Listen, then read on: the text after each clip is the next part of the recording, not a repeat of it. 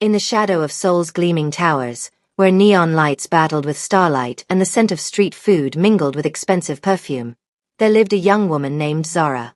She had come from Lagos, Nigeria, when she was 3 years old with her father and stepmother, chasing a dream that had turned into a nightmare. Zara's skin was like polished obsidian, her eyes held the fierce intelligence of her Yoruba ancestors, and her spirit, though battered, remained unbroken. At 23, she worked at a small flower shop in Itaewon, the only place in Seoul that felt remotely like home, where diversity wasn't an anomaly but a fact of life. Her father had fallen ill and died few months after they arrived Seoul, leaving Zara alone with her stepmother, a woman whose heart was as cold as a Seoul winter. Her stepmother, Mrs. Adeyemi, had remarried a wealthy Korean businessman and now spent her days gambling away his money and scheming to climb higher up Seoul's ruthless social ladder. Zara's stepsister, Chioma, had been the family's golden child, beautiful, cunning, and engaged to one of Seoul's most eligible bachelors, a billionaire CEO named Kong Ji-woo. But 3 days before the wedding, Chioma had run away with her secret lover, a struggling artist she'd been hiding from the family. The scandal had been devastating. The Kong family, one of the most powerful chaebol dynasties in Korea, had threatened to destroy the Adeyemi family's business interests. Mrs. Adeyemi, desperate and ruthless, had made a decision that would change Zara's life forever. "You'll take Chioma's place," her stepmother had announced, her voice cold and final. "What?" Zara had stared at her in disbelief. "You can't be serious. The wedding is in 3 days. The Kong family doesn't know what Chioma looks like. They've only seen photos, and from a distance at formal events. You're the same height, same build. With the right makeup and dress, no one will know until after the ceremony." "This is insane," Zara had protested. "It's fraud. It's survival," her stepmother had snapped. "The Kangs will destroy us if there's no bride. And you'll do this, or I'll make sure you're deported back to Nigeria with nothing. I know people in immigration." One phone call, Zara. So Zara had found herself standing in a luxury bridal suite at the Schiller Hotel, being dressed like a sacrificial lamb. The wedding dress was exquisite, white silk with delicate embroidery, costing more than she'd earned in 10 years at the flower shop. But it felt like a shroud. She had heard the rumors about Kong Ji-woo, known in Seoul's business circles as the Devil of Gangnam. At 34, he was the CEO of Kongwon Corporation, a merger between his Korean father's technology empire and his Italian mother's luxury goods conglomerate. He was brilliant, ruthless, and notoriously cold-hearted.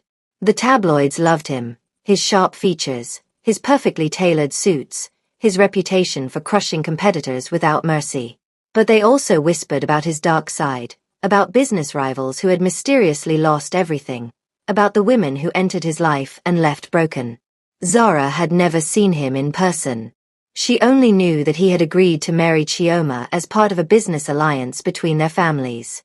Love had nothing to do with it. The wedding ceremony was a blur. Zara walked down the aisle of the Grand Hotel ballroom, her face partially obscured by the traditional wedding veil.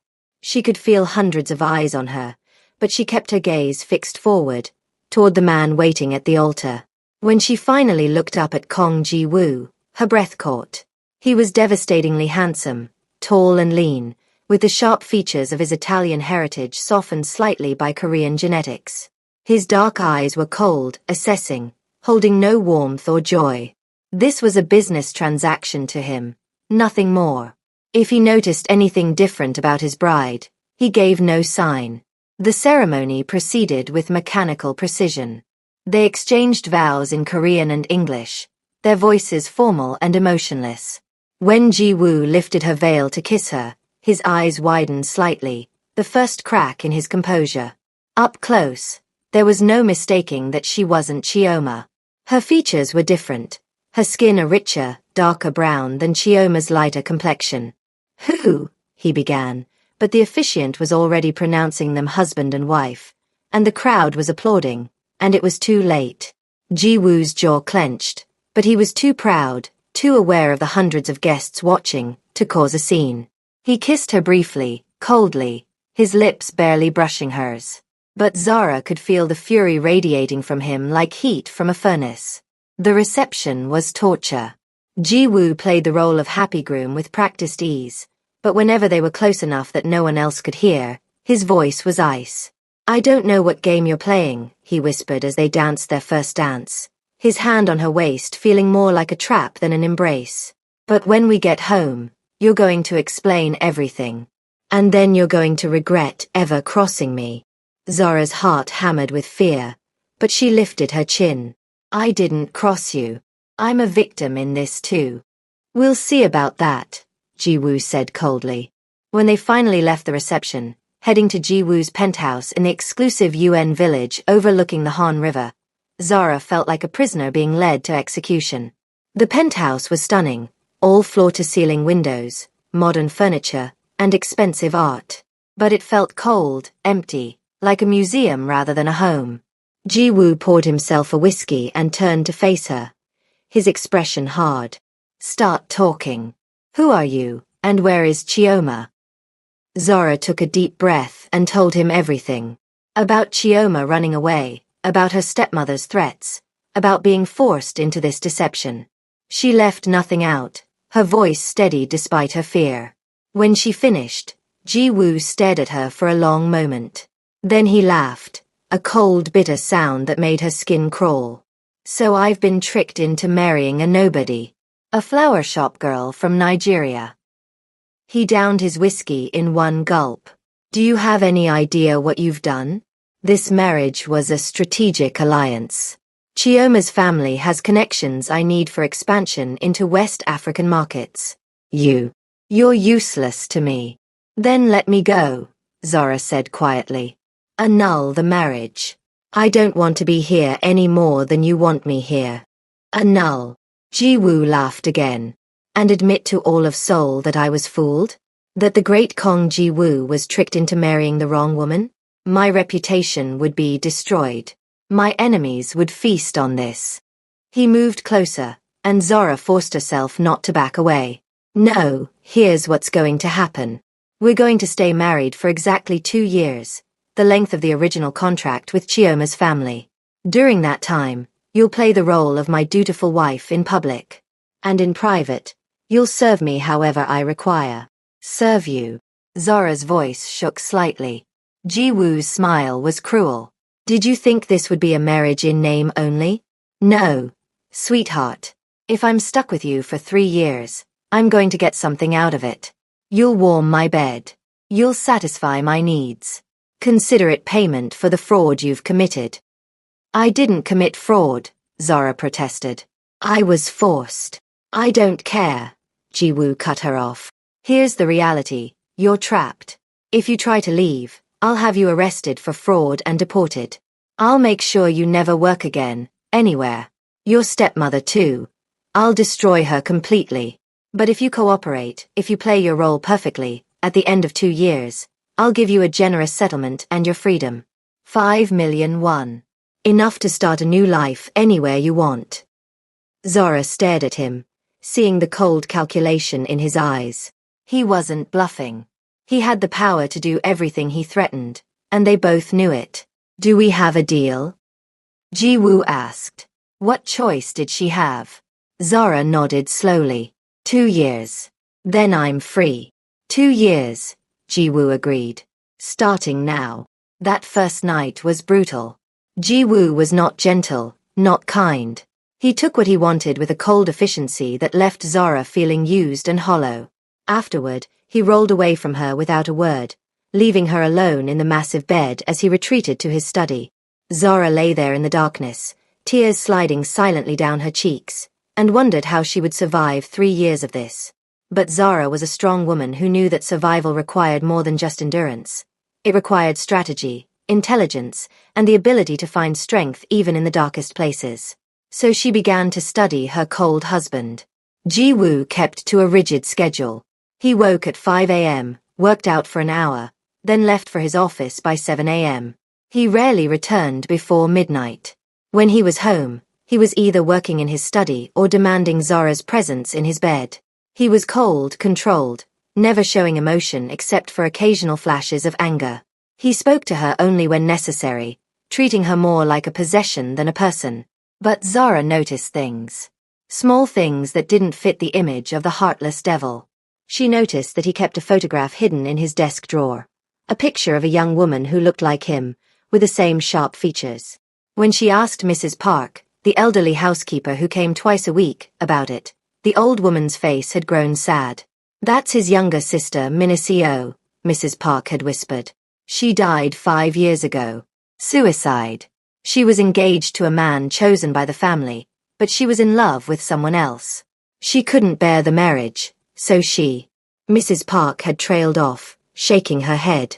Zara had felt something crack in her understanding of Ji-woo. Was that why he was so cold? Because he'd lost someone he loved to the same kind of arranged marriage he'd agreed to himself? She noticed that despite his wealth, Ji-woo lived simply. His clothes were expensive but understated. He ate basic meals, rice, soup, grilled fish, nothing fancy. He donated enormous sums to charity anonymously, including a foundation for suicide prevention. She noticed that late at night, when he thought she was asleep, he would stand at the windows overlooking Seoul, and his expression would be lost, lonely, human. One night, 3 months into their marriage, everything changed. Ji-woo came home earlier than usual, stumbling slightly.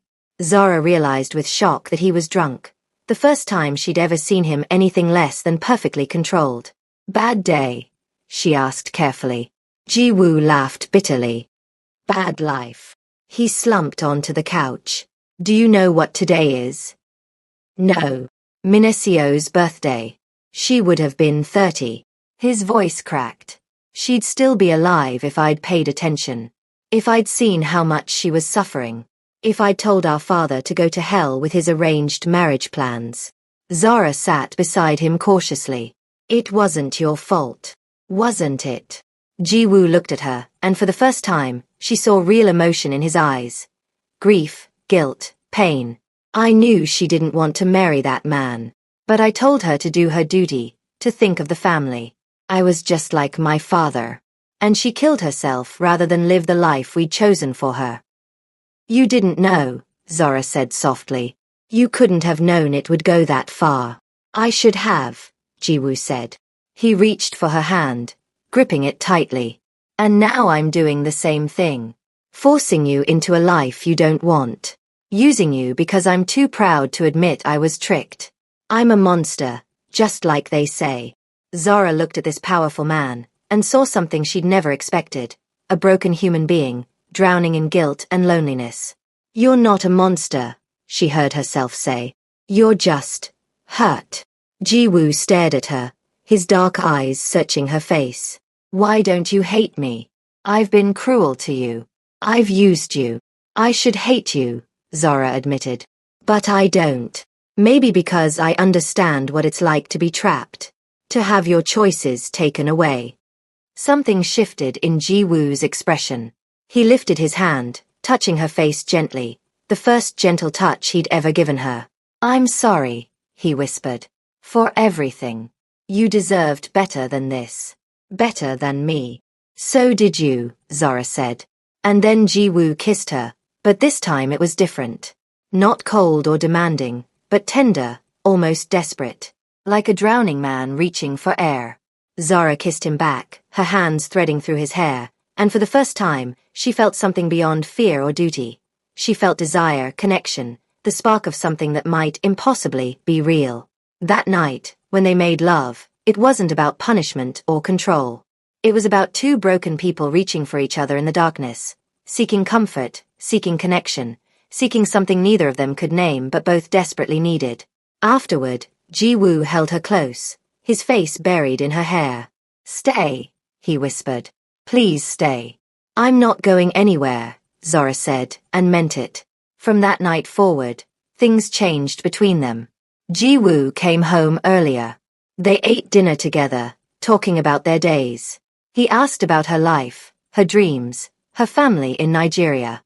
He taught her about Korean business culture, about his company, about his own childhood trapped in a family that valued power over happiness.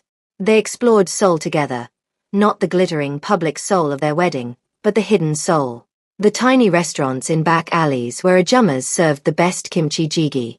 The jazz clubs in Itaewon where musicians played until dawn. The quiet temples where monks still chanted prayers in the misty morning.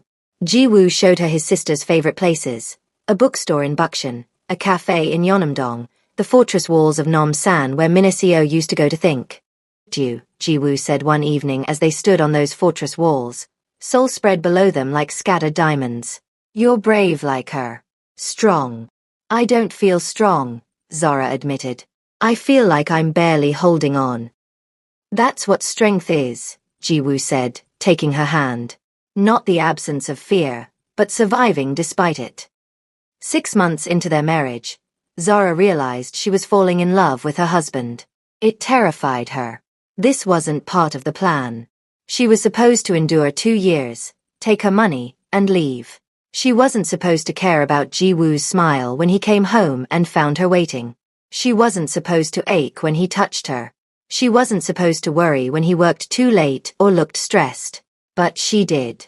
She cared desperately, helplessly, completely. And she could see that Ji-woo was changing too. The cold, controlled mask he wore in public was slipping when they were alone. He laughed more. He relaxed. He let her see the man who loved his sister's memory, who felt guilty for his father's sins, who dreamed of changing the ruthless business culture that had destroyed so many lives. One evening, as they lay tangled together in bed, Ji-woo said something that made Zara's heart stop. "I'm glad it was you," he said quietly. "What?" "That night. The wedding. I'm glad it was you instead of Chioma." He turned to face her, his eyes serious. If it had been her, this would have been exactly what it was supposed to be. A cold business arrangement. But you. Zara, you've changed everything. You've changed me. Ji-woo, Zara began, but he put a finger over her lips. "I know we said 2 years. I know there's a contract, an end date. But I don't want that anymore." He took a deep breath. "I want this to be real. I want us to be real. Not because of any contract or obligation, but because we choose it. Because I choose you." Tears filled Zara's eyes. "You mean that?" "I've never meant anything more in my life," Ji-woo said. He kissed her softly. "I love you, Zara. I don't know when it happened, or how, but I do. I love you." "I love you too," Zara whispered, and felt the truth of it sing through her bones. They made love then with a tenderness and passion that left them both shaking. And afterward, as Zara drifted towards sleep in Ji-woo's arms, she felt something she hadn't felt in years: hope. Ji-woo's father, Kong Dong-hyun, was not a man who tolerated defiance. When he learned that his son had been tricked into marrying the wrong woman, he'd been furious. But he'd held his tongue, waiting for the right moment to strike. That moment came at a family dinner 8 months into Ji-woo and Zara's marriage.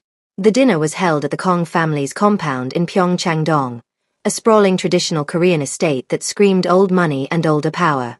Ji-woo had warned Zara it would be difficult, but she'd insisted on going. "I'm your wife," she'd said firmly. "It's time I met your family properly." The dinner was exactly as horrible as Zara had feared. Ji-woo's father barely acknowledged her, asking pointed questions about her background and family connections in a tone that made it clear she had neither. Ji-woo's mother, Elena Kong, was slightly warmer but clearly uncomfortable with her son's choice of bride. The worst was Ji-woo's older brother, Kong Min-jun, heir to the family's Korean business empire. He looked at Zara like she was a bug he wanted to crush.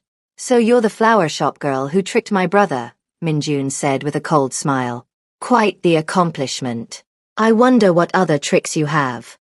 "I didn't trick anyone," Zara said, keeping her voice steady. "I was forced into a marriage with one of Korea's richest men," Min-jun interrupted. "How tragic for you." "That's enough," Ji-woo said sharply. "Zara is my wife. You will treat her with respect." "Respect." Dong-hyun set down his chopsticks with a sharp click. "You want us to respect the woman who committed fraud? Who deceived this entire family?" "She committed no fraud," Ji-woo said. "She was forced by her stepmother. She's a victim." "Is that what you tell yourself?"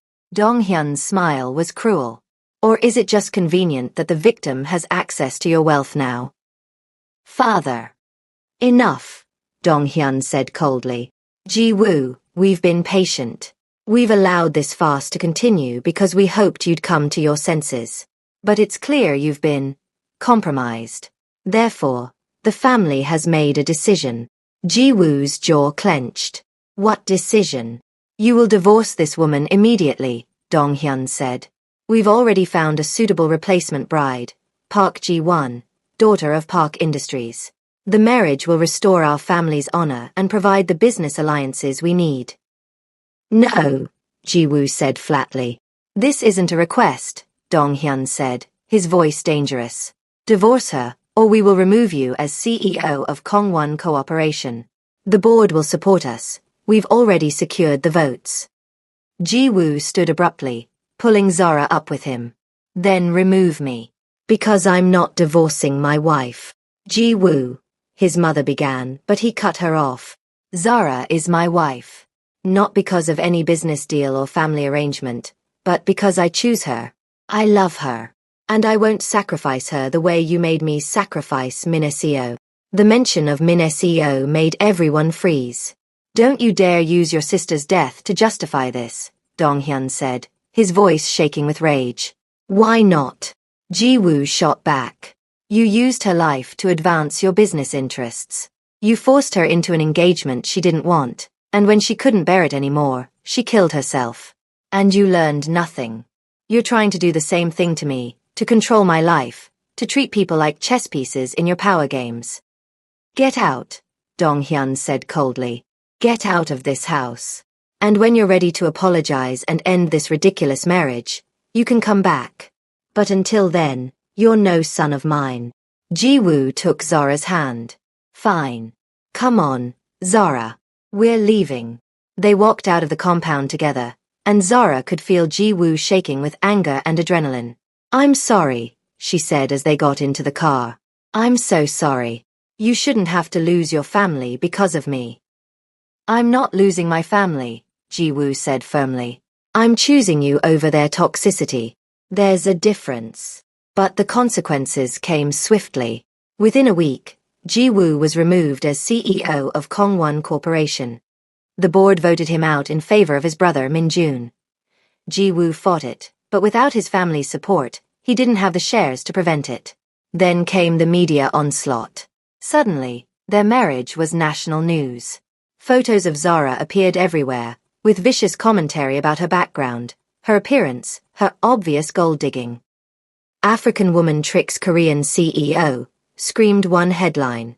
Kong family in turmoil over fraudulent marriage, declared another. The racism was overwhelming and undisguised. Comment sections filled with slurs, with people demanding Zara be deported, with threats against her life. Someone threw a rock through the window of the flower shop where she used to work. She received death threats daily. Ji-woo hired security, but Zara could see the toll it was taking on him. He'd lost his company, his family, his reputation, all for her. One night, she made a decision. I'm leaving, she told Ji-woo. He looked up from his laptop, shock on his face. What? This is destroying you, Zara said, tears streaming down her face. You've lost everything because of me. Your company, your family. I don't care, Ji-woo said fiercely, crossing to her and gripping her shoulders. I don't care about any of that. All I care about is you. But I care, Zara said. Ji-woo, I can't watch you lose everything. I can't be the reason your life falls apart. You're not the reason, Ji-woo said. My family's toxicity is the reason. Korea's racism is the reason. But you're the only good thing in my life. The only real thing. Then let me do something real, Zara said. Let me love you enough to let you go. You can divorce me, blame everything on me, reconcile with your family. Get your company back. Get your life back. I don't want that life back, Ji-woo said desperately. I want this life. With you. Don't you understand? Before you, I was just existing. Going through the motions. You woke me up, Zara. You made me feel again. You gave me a reason to be better, to fight for something that matters. But what if it's not enough? Zara whispered. What if we can't survive this? Ji-woo pulled her close, his forehead resting against hers. Then we'll go down fighting. Together. Because I'd rather have 1 year of being truly alive with you than 30 years of being dead inside without you. Zara clung to him, and for the first time since the dinner, she allowed herself to believe they might actually make it. But Ji-woo wasn't content to just survive. He was determined to fight back. Using his personal wealth and connections outside the family, he founded a new company, Phoenix Group, named for the bird that rises from ashes. It was smaller than Kongwon Cooperation, but it was his, built on principles of ethical business practices and diversity. He recruited talent that the traditional Korean companies overlooked: women, foreigners, people from lower-class backgrounds. He focused on sustainable technology and fair labor practices. And slowly, Phoenix Group began to thrive. Zara, inspired by Ji-woo's determination, started her own business, an online platform connecting African artisans with Korean buyers. She used her knowledge of both cultures to bridge the gap, and her business grew rapidly. They became a power couple of a different kind, not through family connections or old money, but through innovation and determination. They gave interviews about their relationship, speaking openly about the challenges of interracial marriage in Korea and calling for change. The younger generation embraced them. They became symbols of modern Korea, diverse, global, willing to challenge old traditions. Fashion magazines featured them. Business publications wrote about Phoenix Group's success. Slowly, the narrative began to shift. But the greatest victory came 2 years into their marriage. Zara discovered she was pregnant. When she told Ji-woo, he wept, actual tears streaming down his face as he held her close. "A baby," he whispered. "We're going to have a baby. Are you happy?" Zara asked nervously. "Happy." Ji-woo laughed through his tears. "Zara, I'm terrified and thrilled and grateful and so deeply in love with you I can hardly breathe. Yes, I'm happy. I'm so happy." The pregnancy was difficult. Zara suffered from severe morning sickness and had to reduce her work hours. Ji-woo became impossibly protective, hovering over her constantly, driving her slightly crazy with his worry. But when their daughter was born, a beautiful baby girl with Ji-woo's sharp features and Zara's warm coloring, they both felt like they'd been given a miracle. They named her Min-seo, honoring Ji-woo's sister.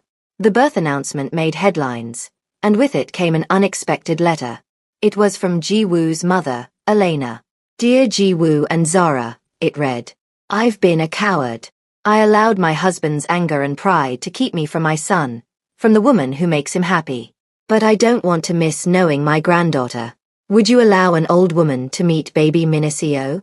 I promise to come alone, without judgment, simply as a grandmother who wants to know her family. All of it."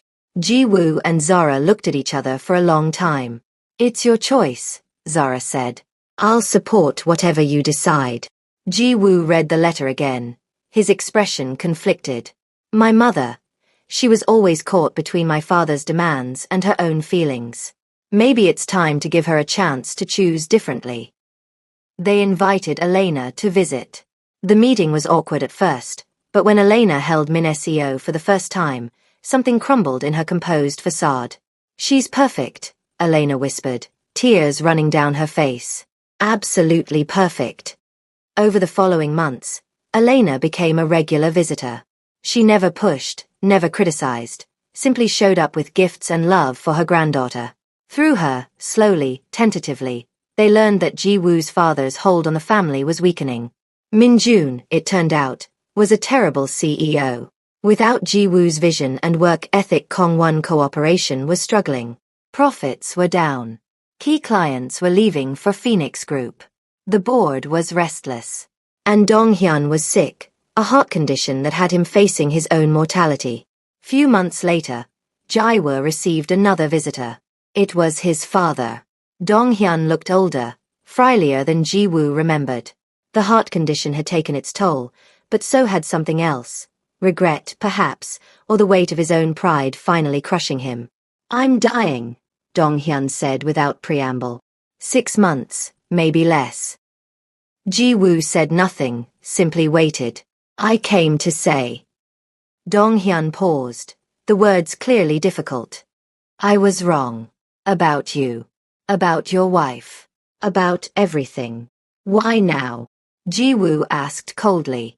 Because you're dying? Because you need absolution. Because I don't want to die like I lived, alone, bitter, having destroyed everyone I was supposed to love. Dong-hyun looked at Ji-woo, and for the first time, Ji-woo saw vulnerability in his father's eyes. I destroyed Minisio. I nearly destroyed you. I've spent 2 years watching you build something beautiful. A marriage, a company, a family based on love and respect and everything I never valued. And I've realized that you were right. About everything. I don't know what you want me to say, Ji-woo said. I don't want you to say anything, Dong-hyun replied. I just wanted you to know that I see it now. I see what I did wrong. And I'm sorry. I'm sorry for Minisio, for you, for Zara, for every moment I chose power over family. There was a long silence.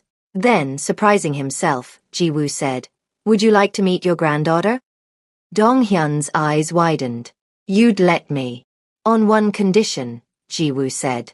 You treat Zara with respect. She's my wife, the mother of my child, and the love of my life. If you can't accept that, then there's nothing else to say. I can accept it, Dong-hyun said quietly. I do accept it. That afternoon, 3 generations of Kangs sat together in Ji-woo and Zara's living room. It was stilted and uncomfortable, but it was a beginning. Dong-hyun died 4 months later. Before he passed, he changed his will, leaving substantial shares in both Kongwon Cooperation and his personal holdings to Ji-woo and to Minisio. He also left a letter apologizing to Zara for his treatment of her, and another addressed to Minisio for when she was older, warning her never to let power corrupt her humanity the way it had corrupted his. With his father's shares added to his own holdings, Ji-woo had enough votes to return to Kongwon Cooperation if he wanted. The board practically begged him to come back. But Ji-woo declined. Phoenix Group is my legacy, he told the board. A company built on principles, not just profit. That's the future I want to build for my daughter. Instead, he negotiated a merger, Kongwon Cooperation and Phoenix Group becoming one company with Ji-woo as CEO and a board that reflected diversity and modern values. It was revolutionary, and it sent shockwaves through Korea's business world. 5 years after that fateful wedding, Ji-woo and Zara stood on the fortress walls of Nomsan, Minisio toddling between them, chasing butterflies. Do you remember our contract? Zara asked with a smile. 2 years. Then 5 million won and freedom? Ji-woo laughed. I remember. Best contract I ever broke. I never got my 5 million won, Zara teased. No, but you got a husband who loves you, a daughter who adores you, a thriving business, and a mother-in-law who calls you every day, Ji-woo said, pulling her close. I'd say you made out pretty well in the deal. Pretty well, Zara agreed, kissing him softly.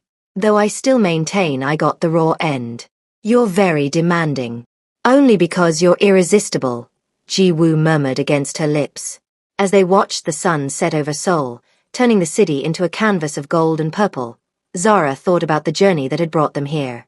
From that terrifying wedding day when she'd been a sacrificial lamb, through the darkness and pain, through loss and struggle, to this moment of perfect peace. Ji-woo kissed her temple. I was wrong about you, you know. That first night, I called you useless. But you saved me, Zara. You saved me from becoming my father, from a life of emptiness and regret. You gave me everything that matters. We saved each other, Zara corrected. That's what love does. Below them, Seoul sparkled with possibility. A city slowly learning to embrace change, to make room for all kinds of stories, all kinds of love. And in the years that followed, Ji-woo and Zara became architects of that change. They used their platforms, their wealth, and their story to advocate for diversity, for immigrant rights, for breaking down the barriers that had once tried to destroy them. Min Seo grew up bilingual and bicultural, comfortable in both her father's Korean heritage and her mother's Nigerian roots. On their 10th wedding anniversary, Ji-woo and Zara renewed their vows, not in a grand hotel ballroom, but in the small flower shop in Itaewon where Zara used to work. The owner, now retired, had given them permission to use the space for the intimate ceremony. Their closest friends gathered, a diverse group of Koreans, Nigerians, and people from a dozen other countries who had become their chosen family. Elena was there, beaming with pride. Even Min Jun attended, humbled by his own failures and slowly learning to respect the brother he'd once scorned. As they exchanged new vows they'd written themselves this time, vows about partnership and equality and choosing each other freely, Zara felt the ghost of that terrified girl she'd been 10 years ago finally rest. I, Ji-woo, take you, Zara, not because of duty or obligation, but because you are my partner, my equal, my home, Ji-woo said, his voice thick with emotion. You turned my darkness into light. You taught me that strength isn't about control. It's about vulnerability. That power isn't about domination. It's about lifting others up. I promise to spend the rest of my life choosing you, honoring you, and building a world worthy of you. Zara's tears flowed freely as she spoke her own vows. I, Zara, take you, Ji-woo, not because I was forced to, but because I want to. You saw me when I felt invisible. You valued me when I felt worthless. You loved me when I couldn't love myself. Together, we've built something beautiful from the ashes of what could have destroyed us. I promise to keep choosing you, keep fighting beside you, keep loving you with everything I am. When they kissed, their friends erupted in applause. That night, after the celebration ended and Min Seo was tucked into bed, Ji-woo and Zara stood on their penthouse balcony, looking out at the Seoul skyline. Do you ever think about what would have happened if Chioma hadn't run away? Zara asked. If you'd married her instead? Ji-woo pulled her close. Sometimes. And I'm grateful every time that she did run away. That you walked down that aisle instead. Because a life without you isn't a life I want to imagine. Even with everything we went through. The pain, the scandal, losing your family. Especially because of that, Ji-woo said firmly. The easy path would have been comfortable, but empty. You gave me something worth fighting for. Something real. I'm still making mistakes, Ji-woo admitted. I'm still learning. But with you, I want to keep learning, keep growing, keep becoming better. That's all any of us can do, Zara said. They stood together in comfortable silence, watching the city breathe and pulse with life. Somewhere out there, Zara knew, there were other couples fighting against prejudice and tradition. Other love stories struggling to survive in a world that wasn't quite ready for them. But change was coming. She and Ji-woo were proof of that. Not perfect, not without scars, but surviving, thriving, building something new. The following year, Zara published a memoir, From Contract to Forever, a love story against the odds. It became a bestseller, resonating with people around the world who had faced similar struggles. She used her platform to speak about interracial relationships, immigrant experiences, and the courage required to love authentically. Ji-woo, meanwhile, transformed Kongwon Cooperation into Korea's most progressive corporation. He implemented policies supporting working mothers, created mentorship programs for immigrants, and publicly advocated for marriage equality and anti-discrimination laws. They weren't without critics. Conservative groups protested their initiatives. Anonymous online commenters still posted racist vitriol. They received occasional threats that required security to take seriously. But they also received letters, hundreds of them, from young people who saw them as hope. From interracial couples who felt less alone. From parents teaching their children that love transcends boundaries.